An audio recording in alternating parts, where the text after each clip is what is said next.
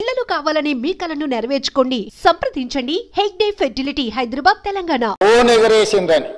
Drone ఎగరేస్తే ఎవరైనా అనుమతి తీసుకోకుండా ఒక డ్రోన్ ఎగరేస్తే ఆ డ్రోన్కు 500 రూపాయలు ఫైన్ వేస్తారు అధ్యక్ష. కానీ పార్లమెంట్ సభ్యుడిగా, కాంగ్రెస్ పార్టీ వర్కింగ్ ప్రెసిడెంట్గా నన్ను అరెస్టు చేసి జైలుకు పంపించి మామూలుగా దానికి 500 రూపాయల ఫైన్ ఉంటే బిలో 7 years ఉంటే రిమాండ్కే పంపరు, పోలీస్ స్టేషన్ బెయిల్ ఇవ్వాలి.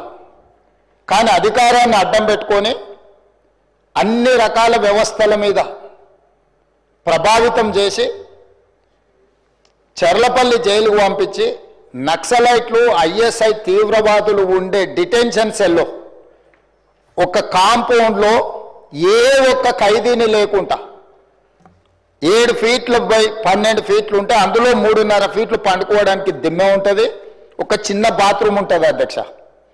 16 రోజులు డిటెన్షన్ సెల్లో ఒక్క మనిషిని చూడకుండా నన్ను నిర్బంధించిన ఆ కోపాన్ని దిగమింగుకొని రాష్ట్ర ప్రయోజనాల కోసం ఈరోజు పనిచేస్తున్నా అధ్యక్ష. రాత్రిపూట పడుకోవడానికి లైట్ బంద్ చేయకుండా ట్యూబ్ లైట్లు ఆన్లో పెడితే అది ఓపెన్ ఎయిర్ జైలు. ఇంతింతలో బల్లులు 7 ఫీట్లలో 3.5 ఫీట్లు దిమ్మ ఉంటే దిమ్మ మీద పడుకుంటే ఇంకొక 3.5 ఫీట్లు గ్యాప్ ఉంటుంది.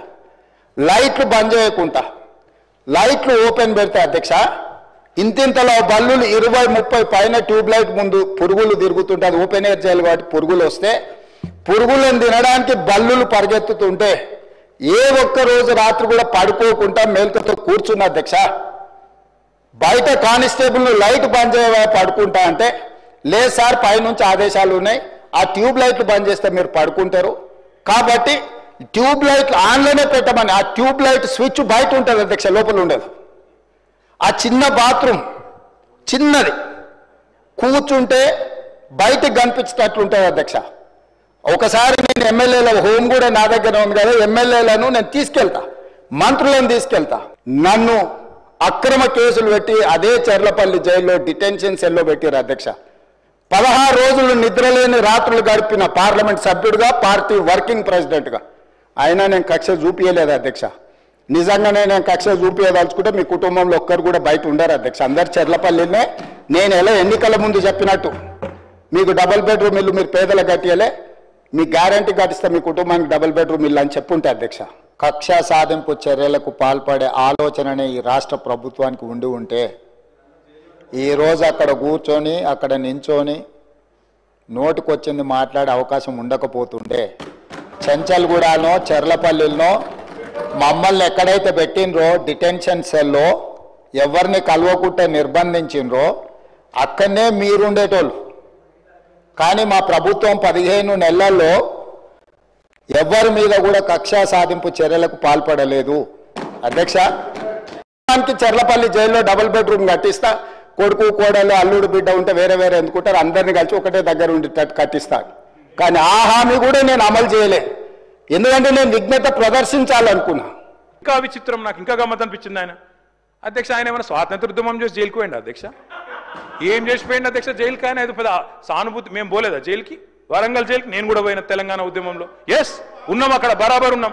మీరెందుకు పోయినరంటే నేను అడుగుతున్నా ఈరోజు. ఎస్ మీ ఇంటికి ఇవ్వాలని జూబ్లీ హిల్స్ ప్యాలెస్ మీదకి ప్రైవేట్ డ్రోన్ పంపితే ఊకుంటావా?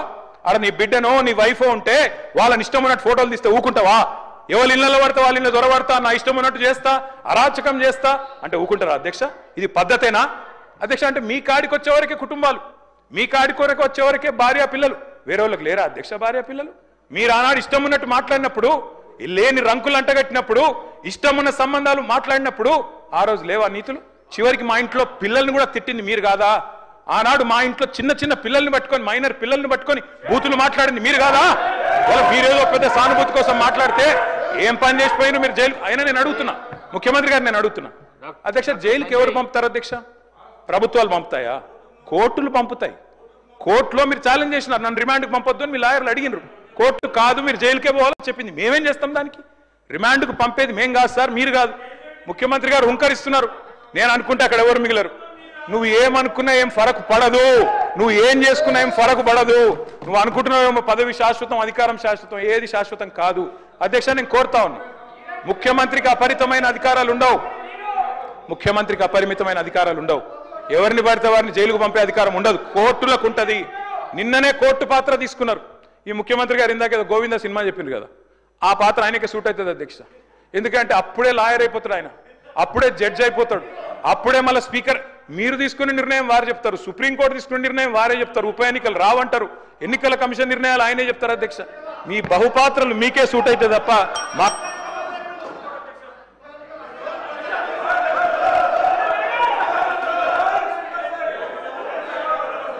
సార్. స్పీకర్ సార్, మీరు చెప్పారు ఇన్ని పేర్లు చెప్పారు ప్రాజెక్టులు. నాగార్జున సాగర్, శ్రీశైలం, మంజీరా, మొత్తం కాంగ్రెస్ కట్టిన ప్రాజెక్టుల లిస్టులు అని చెప్పారు. నేను అడుగుతా ఉన్నది, ఎస్ నిజం, ఎస్ నేను కాదనలేదు కదా బ్రదర్. 50 ఏళ్ళ అధికారం ఇచ్చినప్పుడు ఆ మాత్రం కట్టాలి కదా, కట్టకపోతే కూడా బాగుండదు కదా. కట్టిండ్రు. మరి 2014 ముందు లేవా ఇవన్నీ?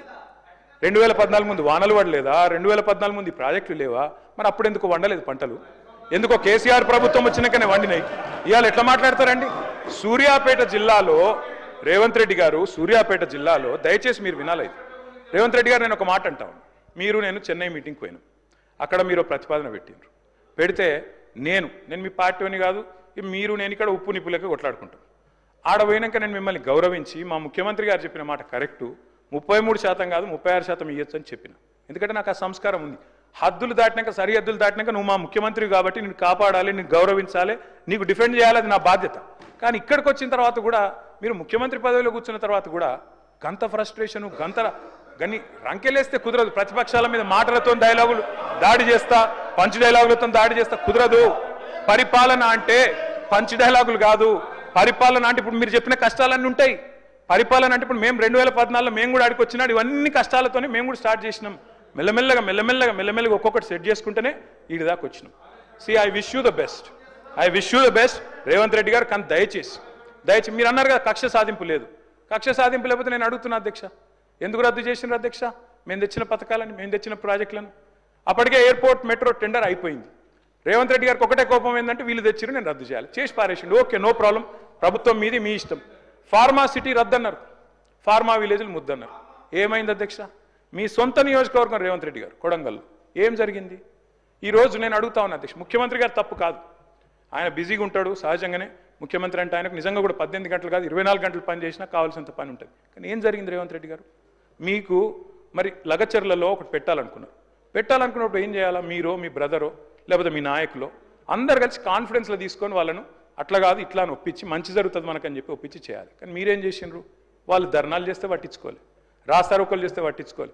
9 నెలలు అక్కడ టెంట్ పడితే పోయిన వాళ్ళు లేరు, అడిగిన వాళ్ళు లేరు. ఆఖరికి అధికారులు పోతే లొల్లయింది. ఆ లొల్లిని మాకంటగట్టి మేమేదో చేసినామంటే నేను రేవంత్ రెడ్డి గారికి విజ్ఞప్తి చేస్తున్నా.